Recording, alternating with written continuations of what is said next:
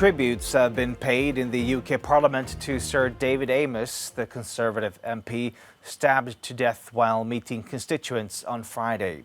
The attack sent shockwaves through the country, and it also reopened questions about lawmakers' safety 5 years after the murder of another MP, Labour's Joe Cox. A 25-year-old man who's a British national of Somali origin has been detained under terrorism charges in connection with the murder. Prime Minister Boris Johnson said his death leaves a vacuum that can never be filled. This country needs people like Sir David. This House needs people like Sir David, and our politics needs people like Sir David.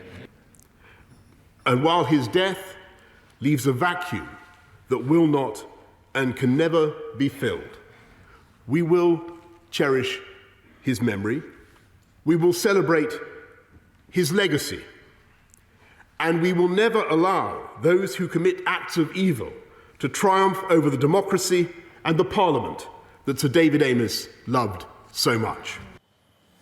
Our reporter Ty Genwright, who's in London, says politicians from all parties were united in their concern over the attack.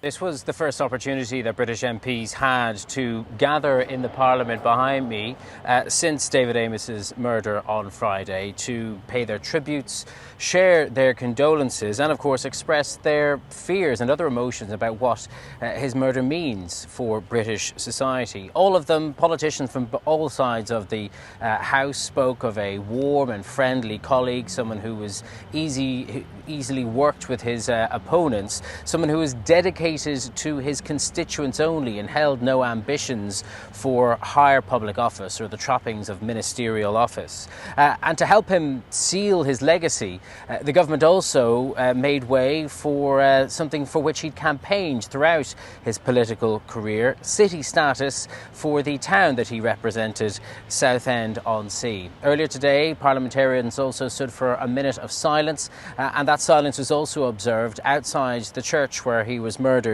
on Friday, and of course in homes and workplaces around the country too.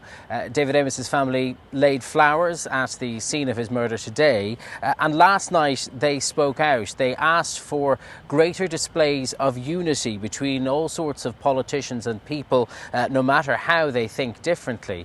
And many MPs have been speaking out about their fears for their personal safety. Now, some ideas which are being talked about today by the Interior Minister, Priti Patel, is talk of police protection at these clinics or perhaps even airport-style security, although some MPs have said that they'd be worried that it would put some of their constituents off from coming to see them, because of course it is a vital tool of democracy, the ability of voters to go and see and speak to their elected representatives. But sadly we have seen in recent times that MPs have become targets, and of course the fear is that there could in future be more copycat attacks.